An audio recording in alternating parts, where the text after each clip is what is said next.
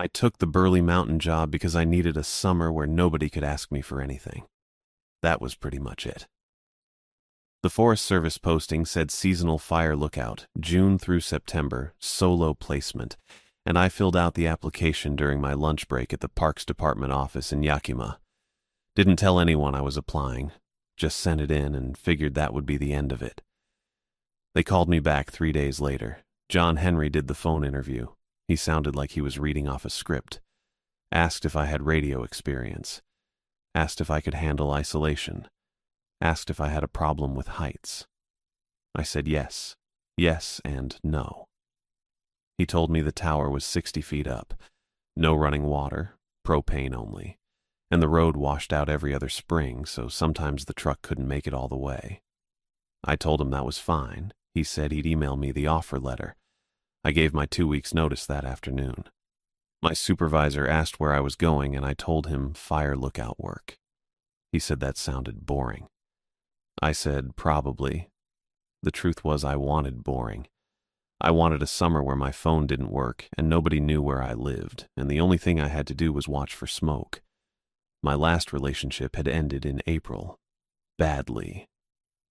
The kind of badly where you keep running into each other's friends and everyone has an opinion and you can't go to the same coffee shop anymore. I was tired of explaining myself. Tired of running damage control. I wanted to be nowhere for a while. Burley Mountain was definitely nowhere. John Henry met me at the ranger station in Randall on June 1st. He was bigger than I expected. Tall, solid build. The kind of guy who looked like he'd been doing outdoor work his whole life. Sandy hair, trimmed beard, pale blue eyes that didn't blink much. He shook my hand and told me to follow him in my car because he wasn't driving me back down if I forgot something. The road up took an hour and a half, paved for the first 20 minutes, then gravel, then something that was mostly ruts and rocks. My Civic bottomed out twice. John Henry's truck didn't even slow down. We passed a few trailhead signs, a dispersed camping area with nobody in it, and then nothing but trees. Douglas fir, western hemlock, some cedar in the wet spots. It smelled like dirt and sap and old rain. The tower sat on a bald ridge with views in every direction. 60 feet of steel framework, weathered gray, with a small wooden cabin on top. There was a propane tank strapped to the deck, a radio antenna, and a solar panel that looked newer than the rest of the structure. John Henry parked, and I pulled in next to him. "Up you go," he said. The stairs were open metal grating. I could see straight down through them. The wind picked up halfway, and the whole structure swayed a little. Not much, just enough to notice. I kept going.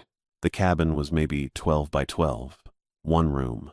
A narrow bed against the south wall, a propane stove and counter along the north, a desk by the west windows with the radio set up, and a wooden chair that looked like it came from a school cafeteria. The windows ran all the way around. No curtains. The floor was plywood, scuffed and stained in places. It smelled like dust and propane and something faintly metallic. John Henry came up behind me. He walked over to the desk and tapped the radio. "This is your primary," he said. "You'll check in every morning at 0800 with dispatch, Hazel Davis.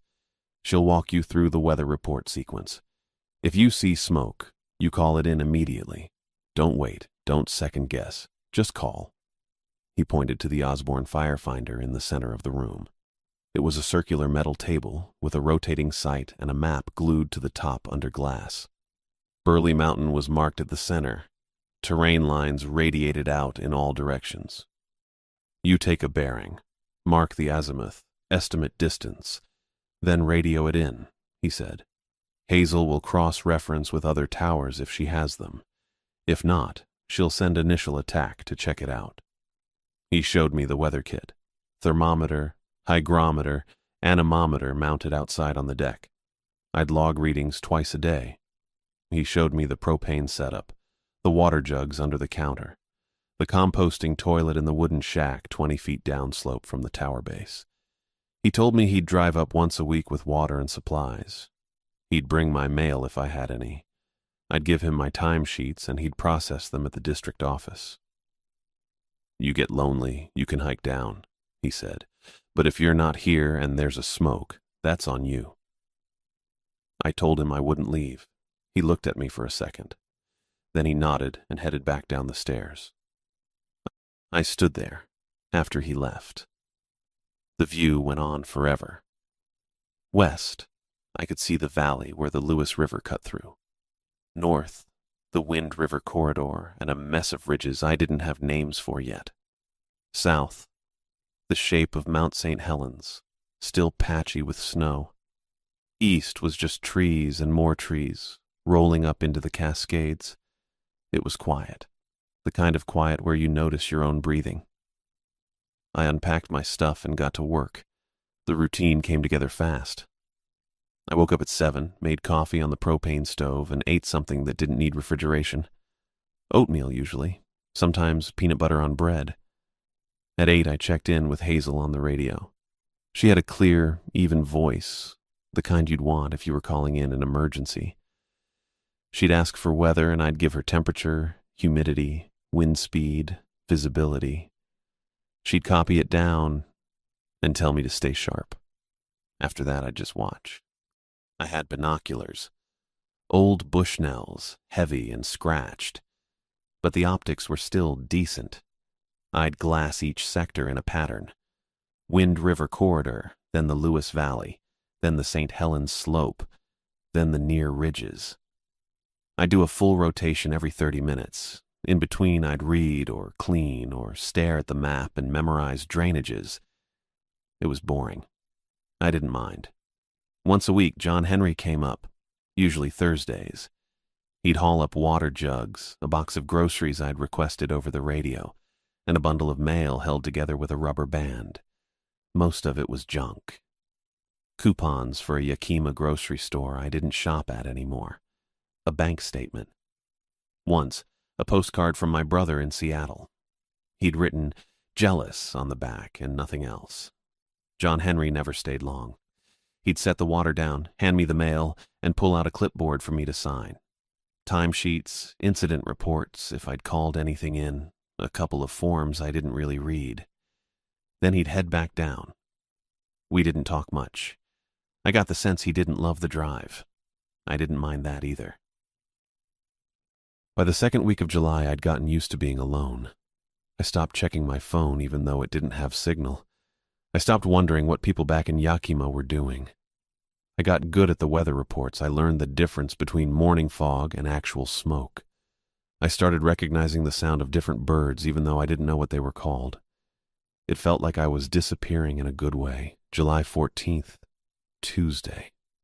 The morning had been clear and cool, the kind of weather where the visibility went on forever. I did my 8 o'clock check-in with Hazel, logged the readings, and started my first rotation with the binoculars. Wind River corridor. Nothing. Lewis River Valley. Nothing. St. Helens slope. Nothing. I swung east toward the Panther Creek drainage and stopped. There was smoke. Thin line. Grayish-white. It was rising slow above the trees, maybe 5 or 6 miles out. I lowered the binoculars and looked again with my eyes. Still there. Faint, but definitely there. I walked over to the firefinder and bent over the sight. I rotated it until the crosshairs lined up with the smoke, then read the azimuth off the ring. 112 degrees.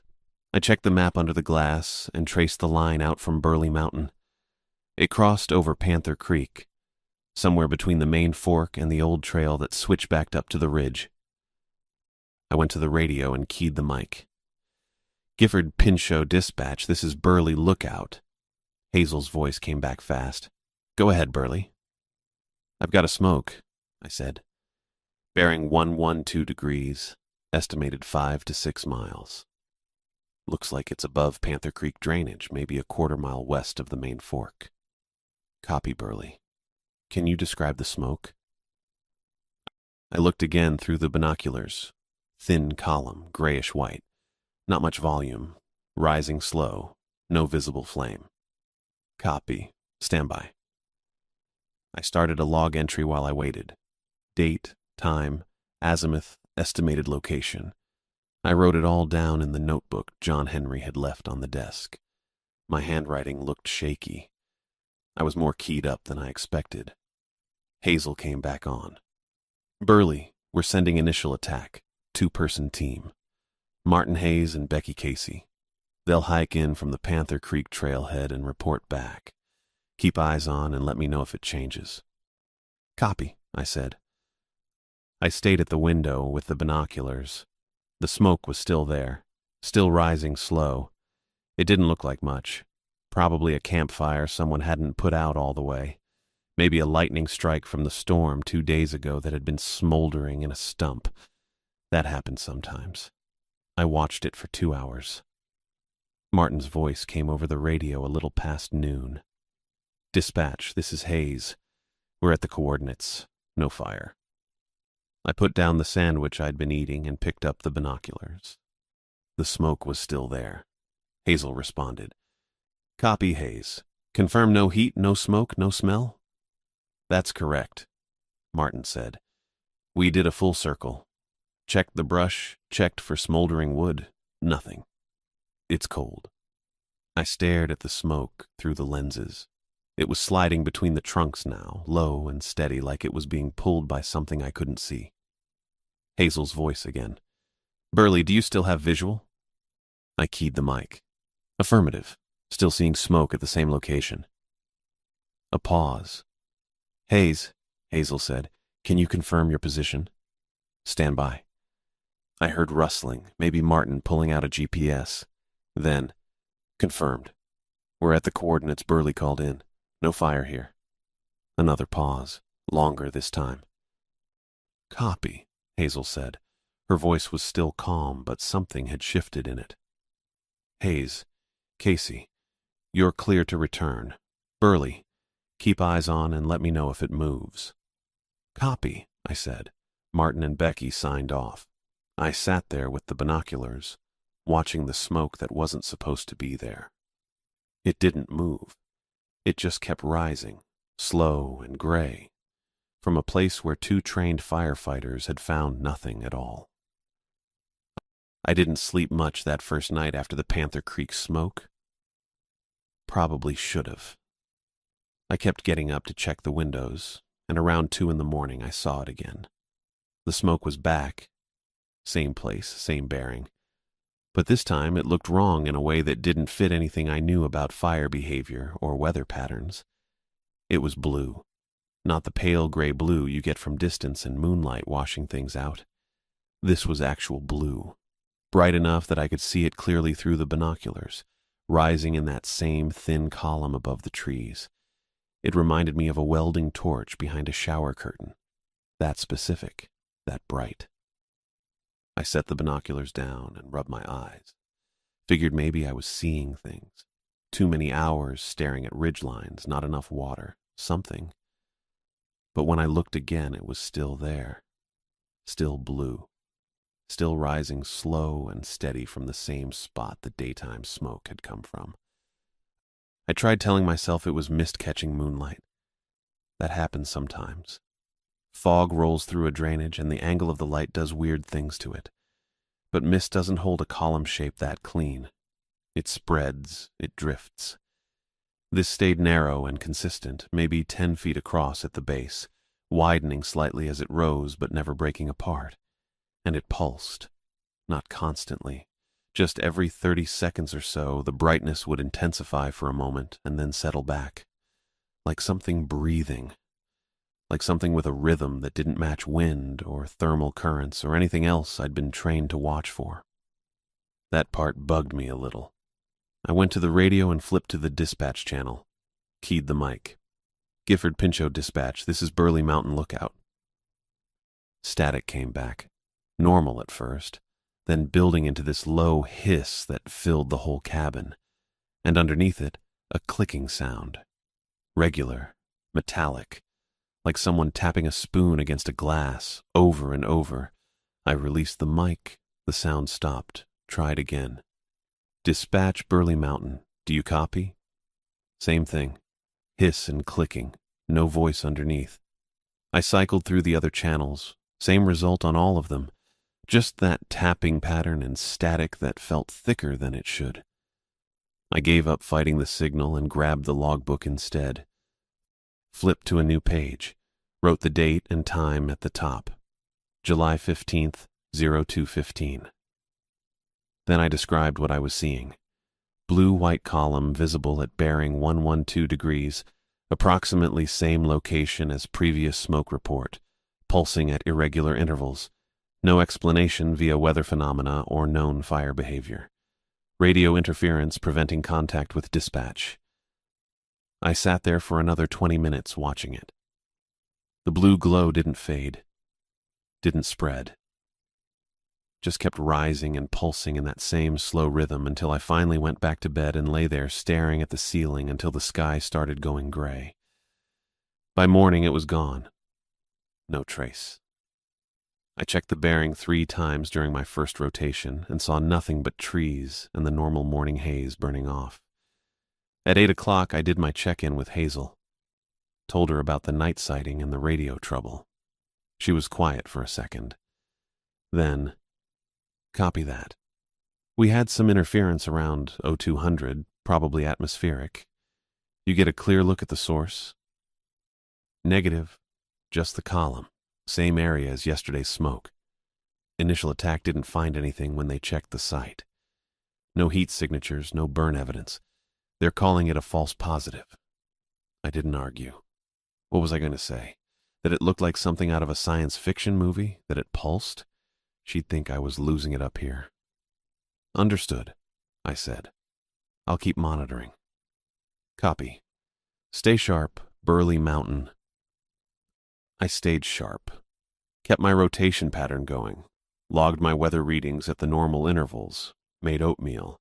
Drank instant coffee that tasted like cardboard. Watched the ridge lines.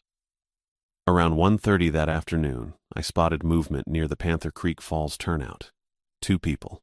I grabbed the binoculars. A guy and a woman, both in their late 20s or early 30s probably. The guy had a day pack, faded blue jacket, trail runners, unkempt brown hair. The woman wore hiking layers and had a camera hanging from a neck strap. Auburn hair, shoulder length. They met near the trailhead sign and talked for maybe 2 minutes. Too far to see expressions clearly, but their body language looked casual. Normal hiker stuff. Then they headed off trail together. Not up toward the falls, east into the trees, toward the drainage where the smoke had been. I made a note in the log. 2 hikers proceeding east from Panther Creek Falls turnout, off established trail, 1345 hours. It wasn't unusual. People went off trail all the time. Sometimes they were experienced and knew what they were doing. Sometimes they were idiots who'd need rescuing by nightfall. Either way, it wasn't my job to police it unless they started a fire or got obviously lost. I went back to my rotation, scanned the Wind River corridor, Lewis Valley, St. Helens Slope. When I came back to Panther Creek about 10 minutes later, I saw the guy coming back out of the trees, alone. I focused the binoculars. He was walking fast. Not running, but moving with purpose. And he was carrying something in his right hand, gripping it tight. The camera, on its strap, wrapped around his fist. The woman wasn't with him. I scanned the tree line where they'd entered. Scanned the trail. Scanned the turnout. Just him. He reached a truck. I hadn't noticed it before.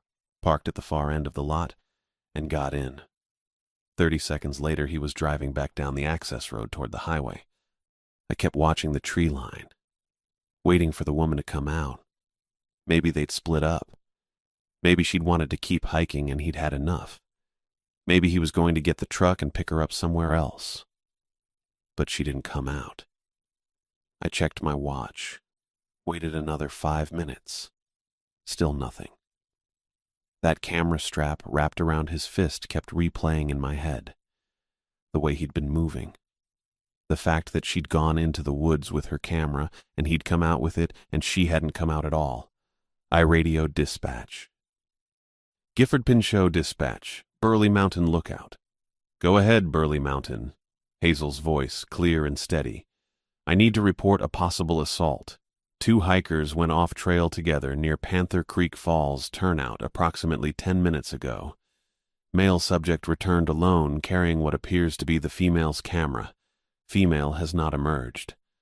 Male subject departed in a vehicle heading southbound on Forest Road 23. Hazel didn't hesitate. Copy. Can you provide descriptions? I gave her everything I'd seen. Male, approximately 5'10", wiry build, brown hair, pale jacket, day pack, trail runners. Female, approximately 5'6", slim build, auburn hair, camera on neck strap, hiking layers. I gave her the approximate location where they'd entered the trees and the time I'd last seen the woman. Copy all. Stand by. I stood by, kept the binoculars on that tree line. The sun was starting to drop, shadows getting longer across the drainage. If she was in there and hurt, they didn't have much time before dark. 20 minutes later, Hazel came back on. Burley Mountain, Skamania County is responding. 2 deputies en route to your location and the trail site. ETA 40 minutes to Panther Creek. Copy. I watched the clock, watched the tree line, watched the light fade. At 6:15, I saw headlights on the access road. 2 vehicles. They parked at the turnout and 4 people got out. 2 in deputy uniforms, 2 in street clothes. They gathered near the trailhead, then 2 of them, the deputies, I figured, headed into the trees with headlamps cutting white beams through the growing dark. I kept the binoculars steady. The lights moved through the understory, sweeping side to side. Methodical. Professional. But the trees were thick down there and the terrain dropped off fast toward the creek. Within 5 minutes, the lights were barely visible. Within 10, they were gone completely, swallowed by the forest and the distance and the night. I stayed at the window. Didn't know what else to do. The other 2 people, probably search and rescue or additional law enforcement, stayed near the vehicles, waiting. The temperature dropped. I should have made dinner, but I wasn't hungry. Just kept watching those dark trees where the woman had gone in and never come out. I slept maybe an hour. When the sun came up, I was already at the windows, watching the turnout through the binoculars. Both vehicles were still there. 1 deputy standing by the hood, drinking something from a thermos. The trees didn't give up anything. Hazel came on at 8 for check-in. I gave her the weather readings and asked if there was news. They found a shoe, she said, women's trail runner, and part of a memory card broken. Both near the creek bed about a quarter mile in. That's it? That's it, Hazel said. Male subject's vehicle is registered to Adam Butler, Kelso address. Deputies went by the residence this morning. Nobody home. Neighbor says he's been gone since Sunday. I wrote the name down in the margin of my logbook. Adam Butler. It felt important to have it written somewhere. Search is continuing today, Hazel said. They'll expand the grid if weather holds. Copy. You did good work yesterday, Burley. I didn't know what to say to that. I just clicked the mic twice and signed off. The vehicles left the turnout around 9. I watched them go. The trees stayed quiet. John Henry showed up Thursday morning. That was early for him. Usually he came in the afternoon, sometimes not until almost dark. But I heard the truck grinding up the road a little after 10 and went down to meet him. He had 3 water jugs in the bed and a box of groceries. Eggs, bread, canned soup, coffee, the stuff I'd written on the list last week.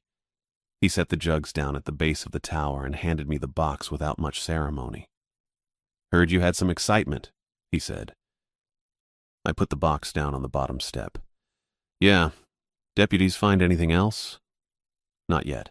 He pulled his ball cap off and wiped his forehead with the back of his hand. It wasn't that hot. Happens more than you'd think. Hikers go off trail, lose their footing near the water. Creek's running high this year. She didn't slip. The guy took her camera. You saw him carrying a camera, John Henry said. Could have been his own. Could have been hers, and she asked him to hold it while she went to take a piss in the woods. You don't know. I didn't say anything. Look, Tony. He put the cap back on, adjusted it. I get it. You're up here alone. You see something that looks off. You want to do the right thing. That's fine. That's your job. But don't start building a story in your head that isn't there. People wander. They get lost. They panic and go the wrong direction. Search and Rescue deals with it every summer. She didn't look lost. Neither do most of them. He leaned against the truck bed, arms crossed. Real casual. Point is, you called it in. Deputies are handling it. Your part's done. I picked up the grocery box again. Felt like the conversation was over whether I wanted it to be or not. Hey, John Henry said. Before you head up, I need to photograph your logs. That stopped me. What? Your logs. The ones you've been keeping. Fire reports, weather, observations. District's doing a review of all lookout documentation this season. New policy. They want digital backups in case something happens to the physical copies. Hazel didn't mention that. Hazel doesn't handle personnel compliance. That's my end. He pulled his phone out of his jacket pocket. Won't take long. Just bring down the pages from the last 2 weeks. I didn't move right away. It felt off, but I couldn't pin down why. New policy didn't sound impossible. The Forest Service loved policies. Now's good, John Henry said. I've got 2 other stops today. So I went up and got the logbook, brought it down and opened it on the truck tailgate. John Henry flipped back to July 1st and started taking pictures. He was methodical about it. 1 photo per page, making sure the whole thing was in frame. No glare from the sun. He spent extra time on the pages from the 14th and 15th, the Panther Creek smoke, the blue column, the hikers. He zoomed in on my description of Adam Butler, read it without saying anything. Then he photographed it twice. You're pretty detailed, he said. That's the job. Most lookouts just write 2 hikers seemed fine. He turned the page, photographed my entry about Butler coming back alone. You wrote down what he was wearing, the camera strap, timestamps down to the minute. Seemed relevant. John Henry nodded slowly. He finished photographing the rest of the pages, then handed the logbook back. Good work. Thorough. He said it like a compliment, but it didn't land that way. You need anything else? I asked. Nope. That's it. He climbed into the truck, started the engine. Keep your eyes sharp. And Tony, try not to overthink things. You'll drive yourself crazy up here if you do. Then he left. I carried the groceries and water up the tower and put everything away. My hands were steady, but my brain wasn't. The whole conversation felt wrong. John Henry had barely asked about the woman. Hadn't seemed concerned she was missing. Hadn't asked if I'd seen anything else unusual. But he'd been real interested in my logs. I sat down at the desk and opened the logbook again. Looked at the entry from the 15th. The blue smoke, the pulsing column, the radio interference. I'd written it all down, exactly how it happened. And now, John Henry had a photograph of every word. 3 days later, I got an email. The laptop only worked when I had it plugged into the solar battery, and even then it was slow. I didn't check it much. Mostly I used it to look at trail maps or weather forecasts when I could get the hotspot on my phone to connect, which was maybe twice a week if I held it at the right angle near the northeast window. But Sunday afternoon I had a signal for once, and the email came through from anna.c@manningagmail.com. Subject, Panther Creek Access. Archaeology Survey. Hi, I'm a grad student with the University of Washington doing a cultural resource survey above Panther Creek for the Forest Service. I'm supposed to start Tuesday morning, and the Ranger District gave me your contact info for road conditions and access guidance. Is Forest Road 23 drivable to the upper trailhead? Any washouts or closures I should know about? Also, if you have line of sight to the survey area, I'd appreciate any heads up on weather coming in. I'll have a radio, but coverage is spotty down in the drainage. Thanks, Anna Manning. I read it twice. Then I pulled up the map on the laptop and traced Panther Creek upstream from the falls. The upper trailhead was another 2 miles past the turnout where I'd seen Butler and the woman. Survey area probably meant the old Civilian Conservation Corps site near the ridge. I'd seen it on the map, but never hiked it. The notation said historical, archaeological sensitivity, report disturbances. I wrote back, Anna. Roads clear as of Thursday. No washouts between turnout and upper trailhead, but watch for loose rock after mile marker 9. I can see most of the ridge from here. I'll keep an eye on weather and give you a heads up if anything moves in. Let me know when you get to the trailhead Tuesday, and I can point out the survey area from up here if that helps. Tony Patterson, Burley Mountain Lookout. I read it over before I sent it.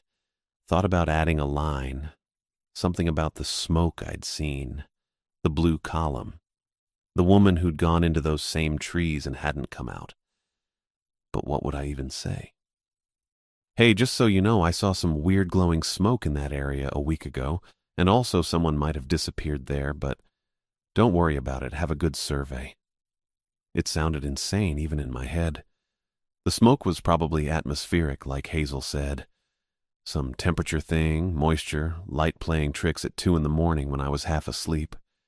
The woman was probably fine. Lost, maybe. Hurt, maybe. But search and rescue would find her, or she'd walk out on her own with some embarrassing story about getting turned around. People didn't just vanish. I deleted the extra line I hadn't written and hit send. Tuesday came and went. I didn't hear from Anna. Didn't see any vehicles at the upper trailhead, but the angle was bad from the tower, and trees blocked most of the road past the turnout.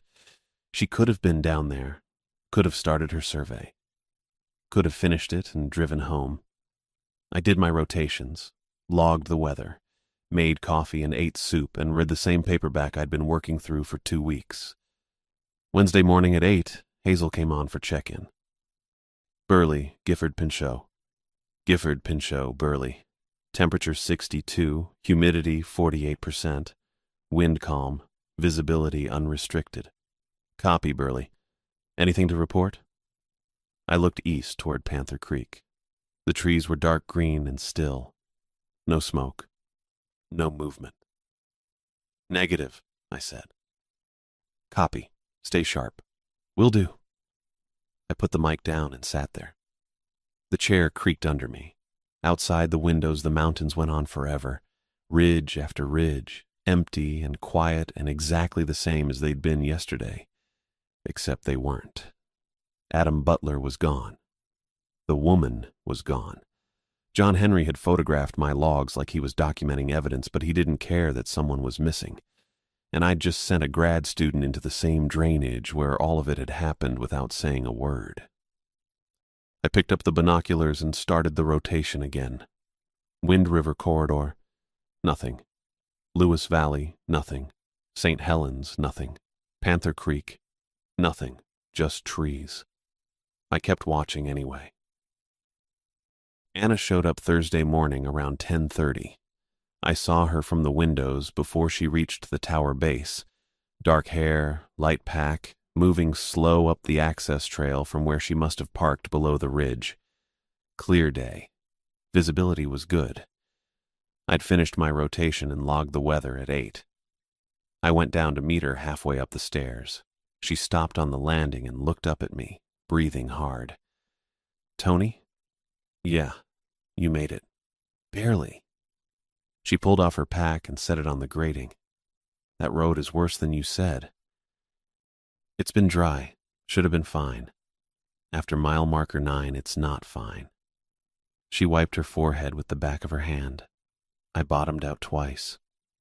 I didn't say anything. She looked exhausted, not just tired from the hike. Her eyes had that tight look people get when they haven't been sleeping right. Dark circles. Skin kind of pale. She was younger than I expected. Mid-20s, maybe. Probably around my age.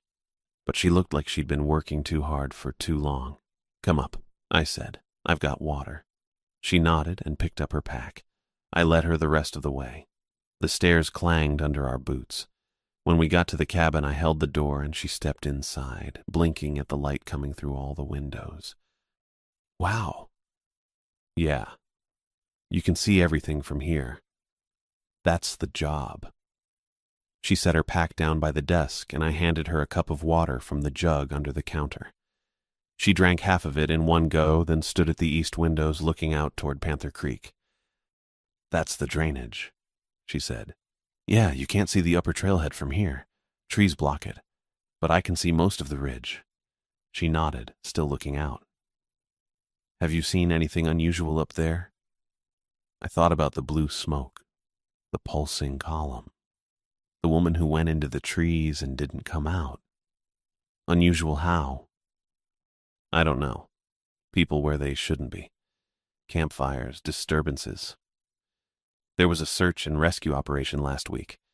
Woman went missing near the falls. Anna turned to look at me. Missing? Yeah. Deputies searched for 2 days. I don't know if they found her. Jesus. She rubbed her face. I didn't hear about that. Hazel. Dispatch. She said it happens. People go off trail. Anna didn't say anything for a second. Then she pulled out her phone and opened the photo app. Can I show you something? Sure. She came over to the desk and started swiping through pictures. Most of them were trees. Cedar trunks, close-ups of bark, branches. She stopped on one and handed me the phone. These markings. I've found them on at least 12 trees so far, all within a quarter mile of the survey site. I looked at the photo. It showed a cedar trunk with shallow cuts in the bark. The cuts formed a circle maybe 6 inches across with a vertical line running through the center. The edges of the cuts were dark, weathered. Vandalism? I said. That's what I thought at first. She swiped to the next photo. Same marking, different tree. But look at the bark growth around the wounds. These aren't fresh. Some of them are decades old. I zoomed in on the photo. She was right. The bark had grown around the cuts, thickening at the edges. The wood inside looked gray and weathered. All the same pattern? I asked. Exactly the same. Circle with a line through it, and they're all facing the same direction, southwest, toward the creek. I handed the phone back. I've seen those before. Anna looked at me. Where? Near the falls. I did a patrol down there 2 weeks ago. There's a cedar about 20 yards off the trail with the same mark. I figured it was just someone carving shit. Show me which tree. Can you mark it on a map? I pulled out my personal map, not the firefinder, just a folded Forest Service topo I kept in the desk drawer. I traced the trail down from the turnout to the falls and pointed to a spot just east of the main path. Around here, maybe a little farther in. Anna took a photo of the map with my finger on it, then pulled out her own notebook and started writing. Her handwriting was small and fast. How old did the cuts look? She asked. I don't know, old. I didn't look that close. But weathered? Bark grown around them? Yeah. She kept writing. I watched her for a second. She was tense. Not just focused, actually tense. Her shoulders were tight and she kept glancing at the windows like she was checking something. You okay? I said. Fine. Just trying to finish this survey before... She stopped. Before the funding runs out. That wasn't what she was going to say, but I didn't push it. She put her notebook away and looked at the radio setup on the desk. Is that your main comms? Yeah. Check-ins at 0800, and if I see smoke, does it work reliably? Mostly. Had some interference last week. Atmospheric, Hazel said. Anna nodded slowly. She looked at the radio like she was thinking about something, then turned back to the windows. That's when the radio clicked on. Not the usual squelch, just a single metallic click, then static. I looked at it. The channel knob was still set to dispatch frequency. I hadn't touched it since the morning check-in. Then a voice came through. Weak, distant, crackling. Burley Lookout. This is Gifford Pinchot. Requesting status update on Panther Creek smoke. I knew the voice. John Henry. I picked up the mic. This is Burley Lookout. No smoke visible. Skies clear. Static. No response. Gifford Pinchot, do you copy? More static. Then the channel died completely. Not even background hiss. Just silence. I tried keying the mic again. Nothing. That was your supervisor? Anna said. Yeah, John Henry, district ranger. He sounded weird. I looked at her. Weird how? Slowed down. Like a recording playing at the wrong speed. I replayed the transmission in my head. She was right. John Henry's voice had sounded off. Not just weak or distant. Stretched, like someone had pulled the words out longer than they should have been. Could be the radio, I said. Could be. But she didn't sound convinced, and neither was I. I tried the radio twice more. No response, no static, nothing. I logged the incident in my book. 10:47 hours. Unsolicited transmission from Gifford Pinchot requesting Panther Creek status. No response to callback. Channel dead. Anna watched me write. Does that happen a lot? No. She nodded. Didn't say anything else. But she looked at the radio for a long time before she picked up her pack. I should get back to the site, she said. Yeah. Thanks for the water and the information about the tree. No problem. I walked her down to the landing. She stopped halfway and looked back up at me. If you see anything, people, lights, smoke, will you let me know? I can try. What's your radio call sign? I don't have one yet. They were supposed to issue me a unit, but it didn't come through. I've just got my phone. There's no signal out here. I know. She adjusted her pack straps. Just, if you see something, log it. Okay? I always do. She nodded and kept going down. I watched her reach the bottom and head back toward the access trail. She didn't look back. I went back up to the cabin and did another rotation with the binoculars. Wind River Corridor, Lewis Valley, St. Helens, Panther Creek. All clear. No smoke, no movement. But I kept thinking about the radio transmission. John Henry's voice slowed down and stretched out, requesting status on smoke that was 10 days old. I didn't like it. Anna's car looked like a Subaru from what I could see through the trees, pulled away around 11:15. I watched until I couldn't see it anymore, then made coffee and ate some of the bread John Henry had brought last week. Around noon, I went back outside to check the anemometer. Wind was still calm. I walked the perimeter of the deck, checking the bolts and railings like I did every few days. That's when I saw the boot prints. They circled the entire base of the tower. Fresh prints in the dirt, not deer tracks or animal prints.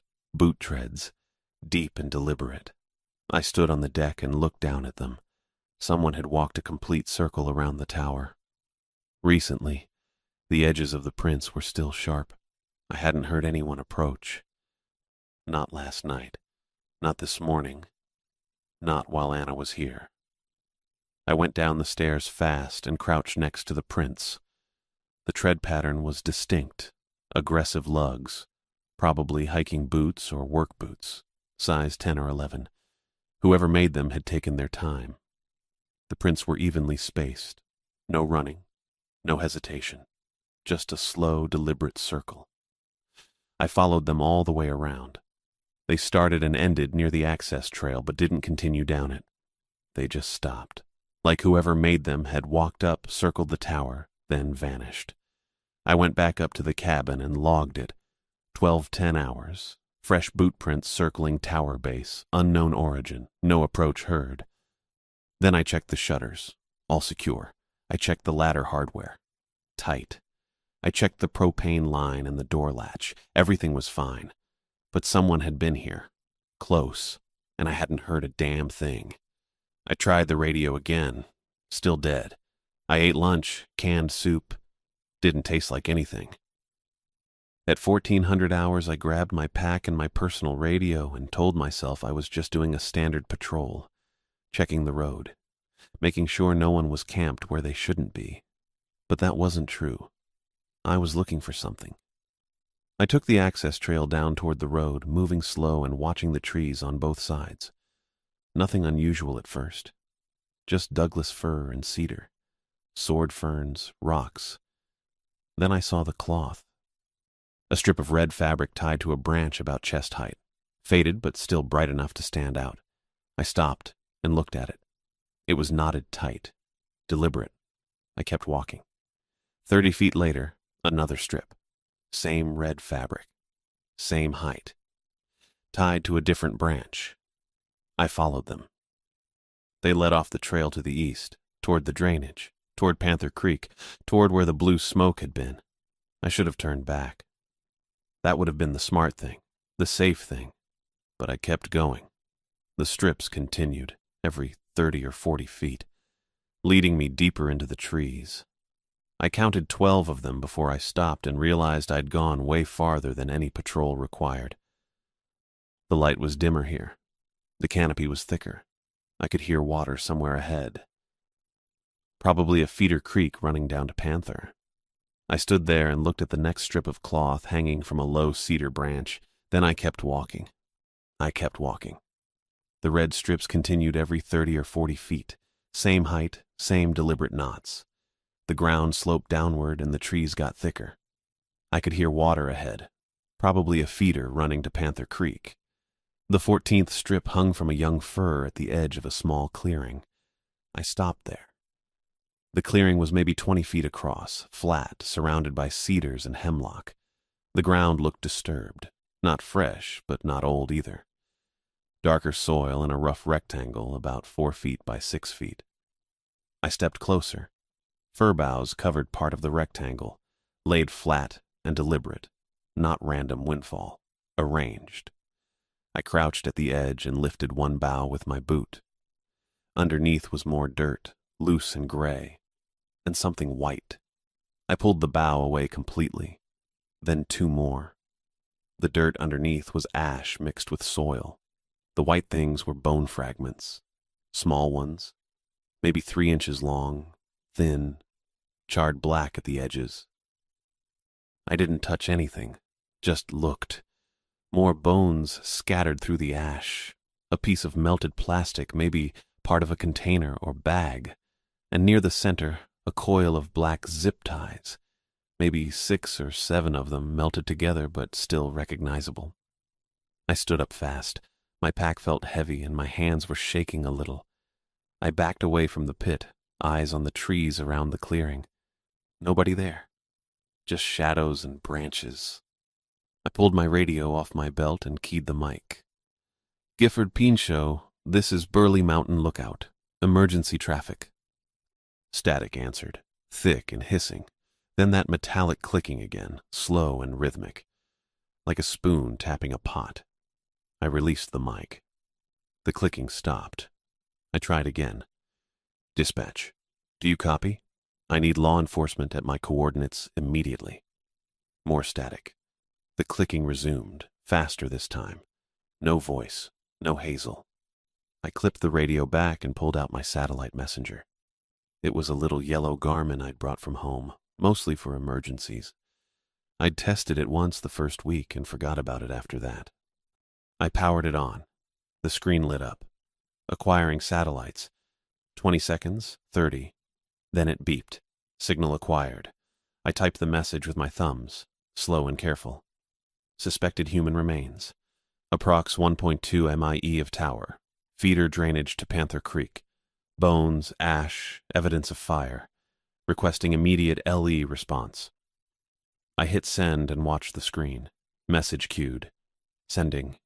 Sent. I put the device back in my pack and looked at the pit one more time. Then I turned and walked back the way I came. I didn't run. I wanted to, but I kept my pace steady and listened hard. Branches overhead. Water behind me getting quieter. My boots on needles and dirt, nothing else. I counted the red strips as I passed them. 12, 11, 10. I kept scanning the trees to my left and right. Shadows didn't move. No boot prints in the soft ground except mine. At the 7th strip, I stopped and turned a full circle. Still alone. I kept walking. By the time I reached the access trail, my shoulders were tight and my jaw hurt from clenching. I climbed back to the tower, went straight to the radio and tried Hazel again. Nothing. Dead air. Not even static this time. I sat at the desk and wrote everything in the logbook. Time, location, description of the pit, bones, zip ties, melted plastic. Radio failure, satellite message sent.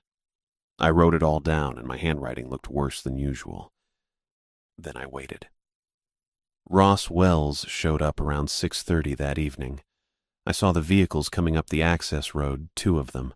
A white Forest Service truck with the green stripe and a Skamania County Sheriff's rig. They parked near the base and 4 people got out.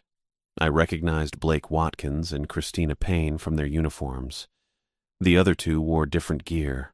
One was a woman in cargo pants and a field vest with a camera around her neck.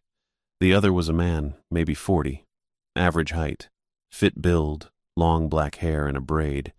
He wore a Forest Service law enforcement uniform with body armor and a sidearm on his hip. He looked up at the tower and raised one hand. I waved back. They didn't climb up. Blake and Christina geared up with packs and headlamps. The woman with the camera did the same. The man in LE uniform stayed near the trucks and pulled out a handheld radio. I keyed my radio. Still dead. 5 minutes later, the man climbed the stairs. His boots were quiet on the metal grating. He stopped at the landing and knocked once on the doorframe. Tony Patterson. Yeah. Ross Wells, Forest Service law enforcement. He didn't come inside, just stood at the threshold. Got your message. Blake and Christina are heading to the site now with our investigator. I need you to walk me through what you saw. I told him. The red cloth strips, the clearing, the fir boughs, the bones and ash and zip ties. He listened without interrupting and took notes in a small field book. When I finished, he asked, You touch anything? No. Move anything besides the boughs? No. See anyone else out there? No. He wrote something else, then looked up. Your radio working? It's been dead since noon. Tried calling in the find, got nothing. That's why I used the sat messenger. Ross nodded. We'll check the repeater. Might be a loose connection. He glanced around the cabin, slow and methodical. His eyes lingered on the logbook, the desk, the windows. Anyone been up here besides you? Anna Manning yesterday morning. My supervisor, John Henry, last week. Anna Manning.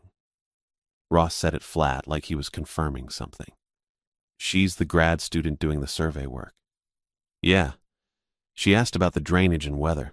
I showed her the area from the windows. She mentioned where exactly she was working? Near the old CCC site, up a ridge above Panther Creek. Ross wrote that down. Then he asked, real casual, Anyone else? Visitors? Hikers? Anyone at all? No. You sure? I thought about the boot prints circling the tower. I'd logged them, but hadn't mentioned them yet. I found fresh boot prints around the base yesterday. Logged it at 12:10. Nobody approached that I heard, but the prints were there. Ross looked at me for a second. Show me the entry. I handed him the logbook. He read the page, then the page before, then flipped back further.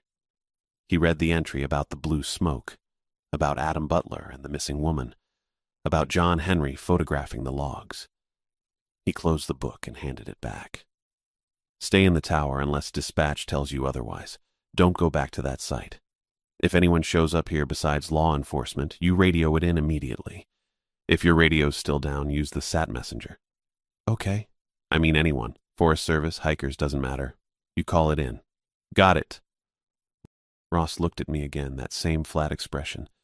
Then he asked, still casual, anyone besides Anna Manning been inside the cabin? John Henry. But that was last Thursday. He come up often. Once a week, brings water and supplies. He asked about anything specific last time. I hesitated. He wanted to photograph my logs, said it was for a new district policy. Ross didn't react, just nodded. All right, we'll be down there a few hours.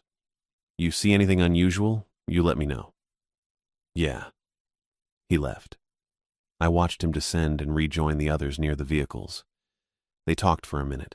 Then Blake, Christina, and the investigator headed into the trees with headlamps bobbing. Ross stayed behind. I sat at the desk and tried the radio again. Still nothing. The next morning I tried emailing Anna. No response. I tried calling her number from the email signature. Straight to voicemail. At 8, Hazel came through on the radio, clear as ever. I reported weather and told her the radio had been completely dead yesterday afternoon and evening. She said they'd had intermittent outages across 2 repeaters and a tech was scheduled to check the system Monday. I asked if there was any update on the site. She said Ross Wells was handling it and I should direct questions to him. I didn't ask anything else.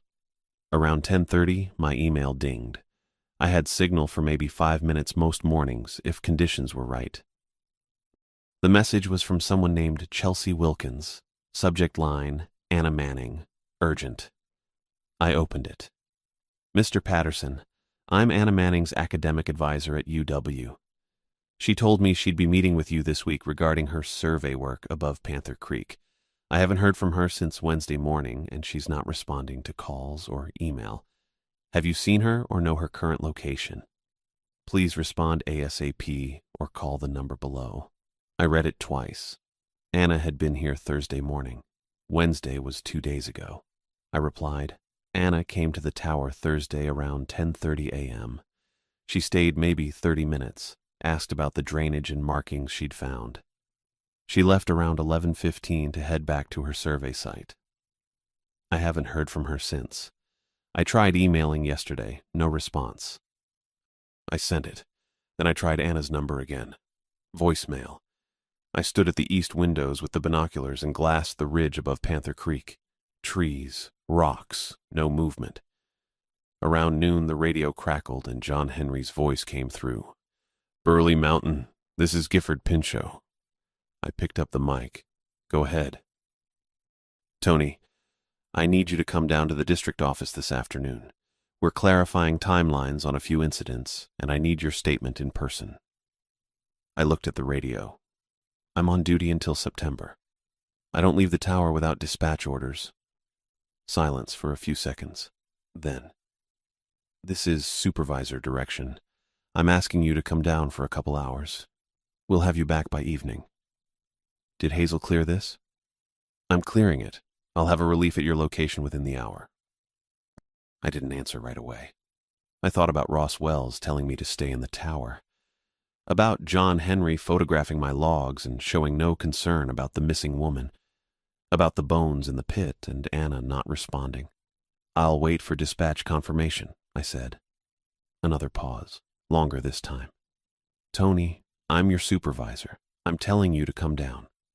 And I'm telling you I need dispatch clearance to leave my post. That's protocol. Protocol is you follow supervisor direction. Then call Hazel and have her send it through official channels. The radio went quiet. I waited. 30 seconds. A minute. Then John Henry's voice came back, different now, flat.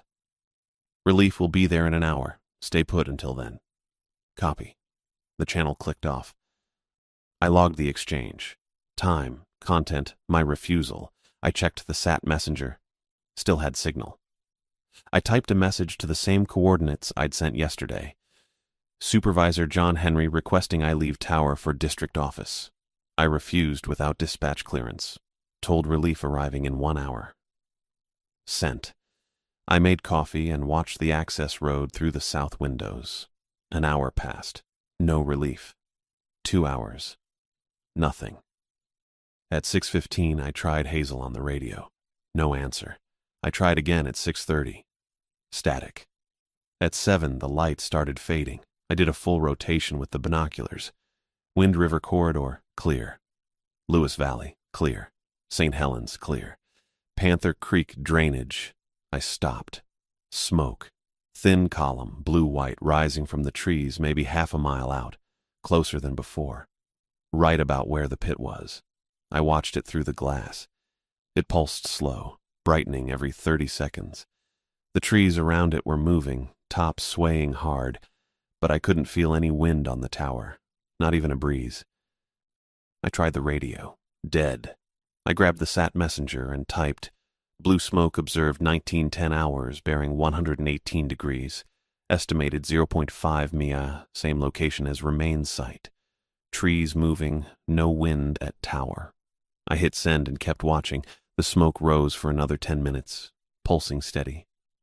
Then it stopped. Just gone. The trees went still. I stood at the window in the dark and didn't move for a long time. I saw them around 11 that night.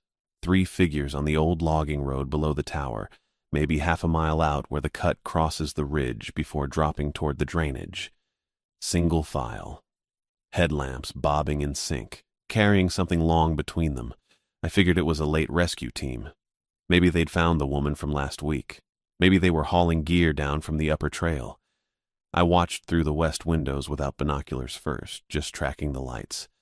Then I grabbed the Bushnells to get a better look. 3 people. Dark clothes, moving steady and deliberate. The thing between them was wrapped in something light-colored, maybe a tarp or blanket. Long enough to be a person. Heavy enough that the middle figure had both hands on it.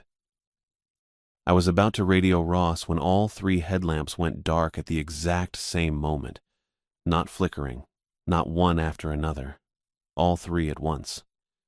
But the figures kept walking, same pace, same spacing, same purposeful stride like they could see just fine without light.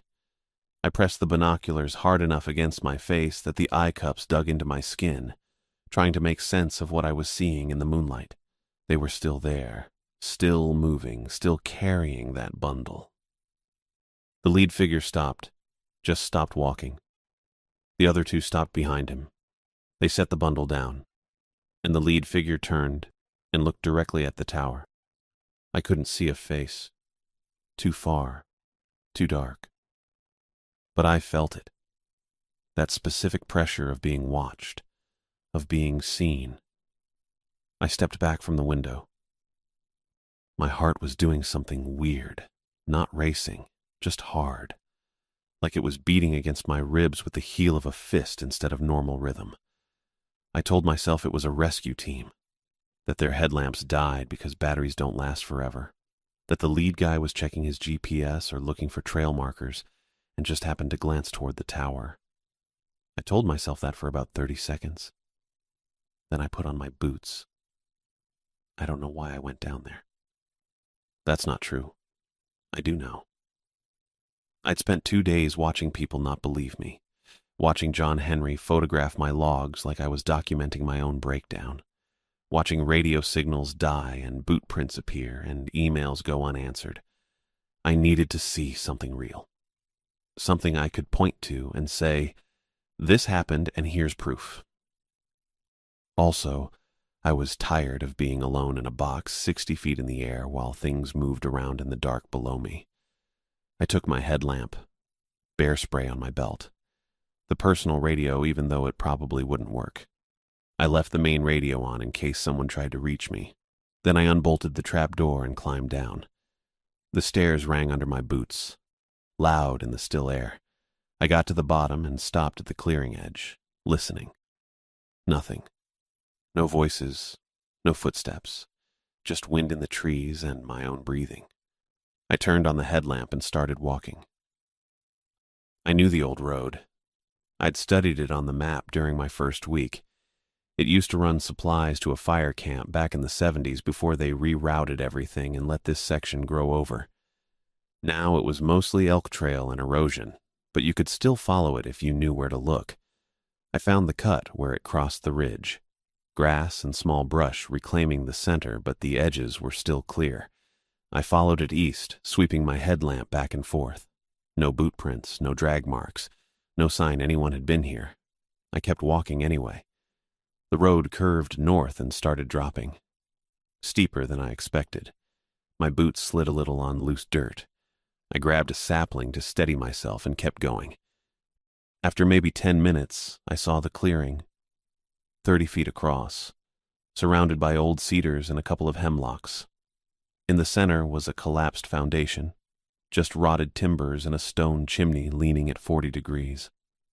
Probably an old cabin from the same era as the road, and in front of the chimney were the 3 figures. They hadn't moved, still standing in a line, still wearing dark clothes that looked wet even though it hadn't rained. Ponchos maybe, hoods up. I couldn't see their faces. The bundle was on the ground between them. I stayed at the clearing edge, didn't step into the open. My headlamp was still on and I knew they could see me, but none of them reacted. They just stood there. Then the one on the left crouched down and pulled back part of the tarp. I saw boots, hiking boots, small, worn leather with red laces. Anna's boots. I recognized them from when she'd climbed the tower stairs 2 days ago. The figure straightened up, turned toward me. The face under the hood wasn't a face. It was something flat and gray. Mesh, maybe. Or cloth pulled tight. No features, just smooth fabric where eyes and a mouth should be. I took a step back. The figure on the right tilted its head, slow, curious, like a dog hearing a new sound. I turned and walked back the way I'd come. Not running. Not yet. Just walking fast with my headlamp aimed at the ground in front of me. Behind me I heard something dragging, fabric on dirt, heavy and rhythmic. I walked faster. The belt radio started clicking, metallic, precise, like a spoon tapping the rim of a pot. I stopped walking, pulled the radio off my belt. The power was off. I'd turned it off before leaving the tower because the battery was low. The clicking continued. Tap, tap, tap. Pause. Tap, tap, tap. Then a voice came through. Thin, bright, wrong pitch. Tony. I knew that voice. I'd heard it 2 days ago, asking about the road and the weather and the tree markings. Anna. Tony, where are you? I turned around. The road behind me was empty. My headlamp showed nothing but brush and trees and the faint trace of the old cut disappearing into shadow. I'm lost, Tony. I can't find the trail. The voice was coming from the radio in my hand, the radio that was turned off. Can you see me? I think I'm close. I dropped the radio. It hit the dirt and kept clicking. Faster now. Tap, tap, tap, tap, tap. I ran. I got back to the tower in maybe 6 minutes. My lungs were burning and my boots kept catching on roots, but I didn't stop. I hit the clearing and saw someone standing at the base of the stairs. John Henry. He was holding something, white pages in a clear plastic sleeve. He looked up when my headlamp hit him. Tony. His voice was calm, normal, like we were having a regular conversation. Glad you're all right. We need to talk. I stopped 20 feet away, breathing hard. Bear spray in my hand, though I didn't remember drawing it. John Henry held up the plastic sleeve. These are copies of your logs, the ones I photographed last week. I didn't say anything. The district's been doing this a long time, he continued, handling problems, keeping things quiet. Visitors get lost sometimes. Happens every year. We do our best, but the forest is big and people make mistakes. He took a step toward the stairs. You did good work up here, real thorough, but sometimes being thorough causes more problems than it solves. Another step. I think it's time for you to come down. We'll get you sorted out. Medical leave, maybe. Stress does things to people in isolation. Everyone understands that. I looked past him at the tower. 60 feet of open stairs. The cabin at the top with windows on all sides and a trap door I could bolt from the inside. I ran past him. He reached for my arm, but I twisted away and hit the stairs. My boots rang on the metal grating. I didn't look back.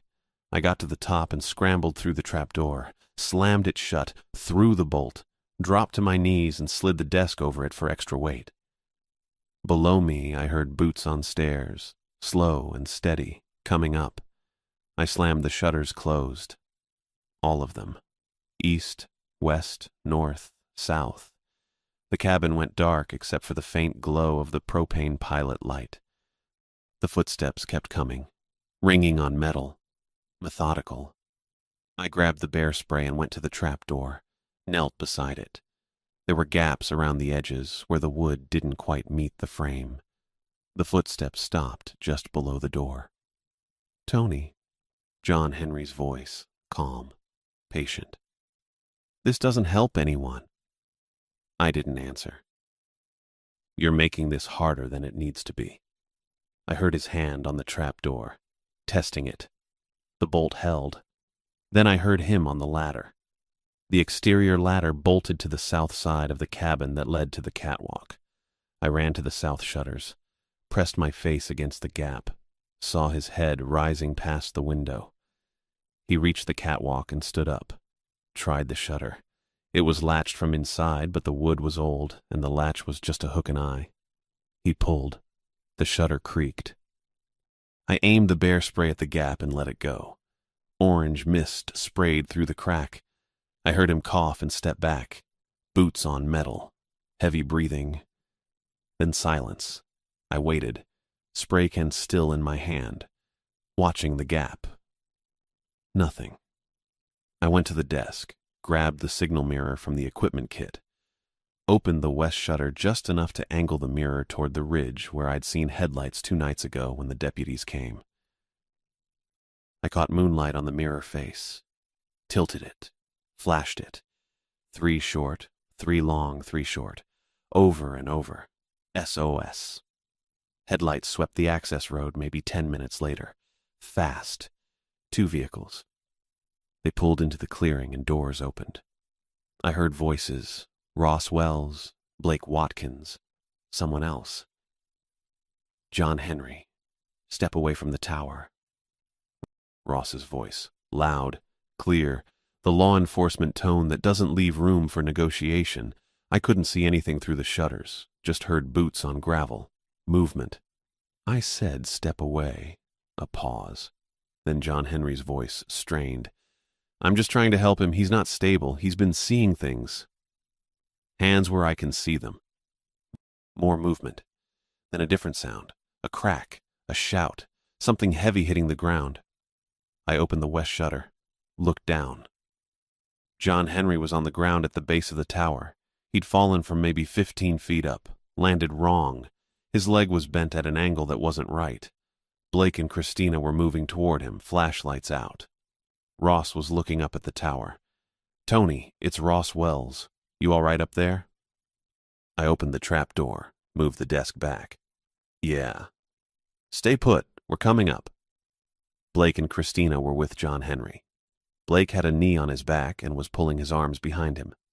John was saying something I couldn't hear. His face was pressed against the dirt. Ross climbed the stairs, came through the trap door, looked around the cabin, saw the closed shutters, the bear spray can on the floor, the signal mirror on the desk. "You hurt?" "No." He nodded, pulled out his radio. "Dispatch, this is Wells. Need medical support at Burley Mountain Lookout. 1 male, mid-40s, suspected broken leg and possible chemical exposure. Also request additional units for transport." Static. Then Hazel's voice. "Copy, medical en route, ETA 20 minutes. Ross looked at me. "Sit down. You're shaking." I sat on the bed. I was shaking. Hadn't noticed until he said it. Ross went to the west window, opened the shutter, looked out at the clearing and the vehicles and John Henry on the ground with Blake standing over him. "The 3 figures," I said. "In the clearing. Did you see them?" Ross turned. "What figures?" "On the old road. They had Anna. I saw her boots." Ross's expression didn't change. "You went into the forest?" "I followed them. They were carrying something. When they set it down, I saw her boots, red laces." Ross pulled out a small notebook. "Where?" "Collapsed cabin. Maybe half a mile northeast on the old logging road." He wrote that down. "You see faces?" "No, mesh or something. Covered." He kept writing. Didn't tell me I was wrong or imagining it. just took notes. Below us, an engine approached. More headlights, a third vehicle, doors opened, new voices. Ross put the notebook away. "Stay here. Don't go anywhere. Understand?" "Yeah." He went back down the stairs. I sat on the bed and waited. Outside, I heard radios, voices, an engine idling, the metallic clank of equipment. I didn't hear any spoon clicking, didn't hear Anna's voice. Just normal sounds, normal night. Through the open west window, I saw movement near the tree line. 3 dark shapes moving away from the clearing. Hoods up, smooth and purposeful. Then they were gone. Ross drove me down at dawn. The access road looked different in daylight, smaller, less threatening, just dirt and rocks and trees. I suspected John for 2 weeks, Ross said. He kept his eyes on the road. But suspicion isn't evidence. Couldn't move without a clean thread. I didn't say anything. Your satellite report gave me enough to push. Once we had the site, the rest started coming together. Did you find her? Not yet. We passed the turnout where I'd seen Adam Butler and the woman with the camera, empty now, just gravel and a trail sign. Diane Figg's leading the search, Ross continued. She found the clearing you described. Drag marks, hurried cleanup, fir boughs scattered, but no body. What about the blue smoke site? Cold ring of stone and ash. Old. Decades, maybe. We drove in silence for a while. The road smoothed out as we dropped elevation. Pavement appeared, then a highway sign. Ross glanced at me. You kept good logs. That matters. John Henry has copies. We got those too, and the photos off his phone. We reached the ranger station in Randall. 2 vehicles were parked outside, a white sedan and a dark SUV with government plates. Ross pulled in next to them. Federal agents. They'll want your statement and your original logs. I nodded. You did the right thing, he said. Every step. I wasn't sure about that, but I got out of the truck anyway. Agent Regina Lloyd was tall, with short gray hair and a suit that looked expensive. Stanley Fields was shorter, stockier, wearing a windbreaker and khakis. They set up in a conference room with a recorder and a laptop. I gave them everything. The original logbook, the personal notes I'd kept in a separate notebook, the timestamps, the descriptions, the radio logs. They asked questions for 3 hours, specific questions, detail questions. They didn't act like I was crazy. They just wrote everything down. When we finished, Regina closed her laptop. Your season's ending early. Your evidence and liability. District's bringing in a replacement for the rest of the fire season. Okay. We'll need to reach you if we have follow-up questions. I gave them my Yakima address, my phone number, my email. Through the conference room window, I saw an ambulance pulling away. Lights off. No siren. Blake Watkins and Christina Payne stood in the parking lot watching it go. John Henry was inside, handcuffed to the gurney. I'd seen them load him 20 minutes ago. Stanley handed me a business card. You remember anything else you call? Doesn't matter how small. Yeah. They let me go. I drove west through Stevenson. The Columbia River Gorge opened up on my right, wide and gray under overcast sky. Portland was 2 hours away. After that, Yakima. After that, I didn't know. I stopped at a gas station in Cascade Locks, filled the Civic, bought coffee that tasted like water and burnt plastic, stood in the parking lot drinking it anyway. My phone buzzed. Email from Chelsea Wilkins. Subject line, please call. I deleted it. I'd already told the agents everything. They'd contact her, they'd handle it. I got back in the car and kept driving. Afterward, I still heard the clicking, not all the time. Just sometimes, in quiet moments. Late at night when the refrigerator cycled off and the apartment went silent, I'd hear it, metallic and precise. Tap, tap, tap. I'd check my phone, my laptop, the smoke detector. Nothing. Just the sound. Then it would stop. I got a job at a hardware store in Yakima, stocking shelves, helping customers find screws and paint and light bulbs. Easy work. Indoor work. Nobody asking me to watch for smoke or report what I saw. But sometimes I'd wake up at 2 a.m. and go to the window, look east toward the Cascades, half expecting to see a thin blue column rising above the dark ridge, pulsing, waiting. It was never there.